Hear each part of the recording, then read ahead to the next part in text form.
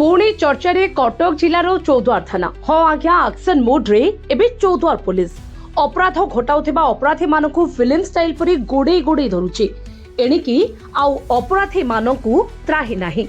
अभियोग हेबा मात्रे search operation आरंभ करि पकाउछि चौद्वार पुलिस।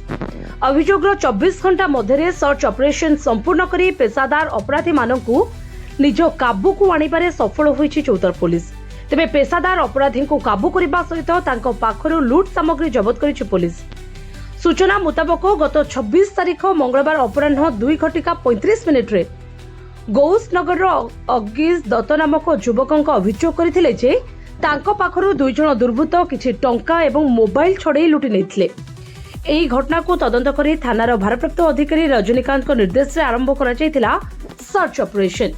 घटना को भित्ति करी चौद्वार मुंडमालर सनत पंडा सनिया एवं गोपाल नगर दिल्लू महानंदिया को गिरफ्त करिबारे सफल होईछि एवं तांको निकटरू एक मोबाइल फोन जबत करिबारे मध्य सफल होइथिले। एही दुई जण दुर्बृत्त सनिया एवं दिल्लूको नाम रे चौद्वार थाना रे अधिक मामला थिबा सूचना मिलिछि। या सहित घटना भियाई थिबा 24 घंटा मध्यरे पुलिस कब्जा रे पड़िले ए दुई जण लुटेरा। चौद्वार पुलिस रो एभली साहसिकता एवं संगे संगे नेउथिबा एक्शन को नै अंचलर विभिन्न चाखटी रे चर्चार विषय पलटिछि। बुद्धिजीवी महल रे प्रशंसा साउंटुछि चौद्वार पुलिस। कटक चौद्वार नवीन नाम को रिपोर्ट जे न्यूज।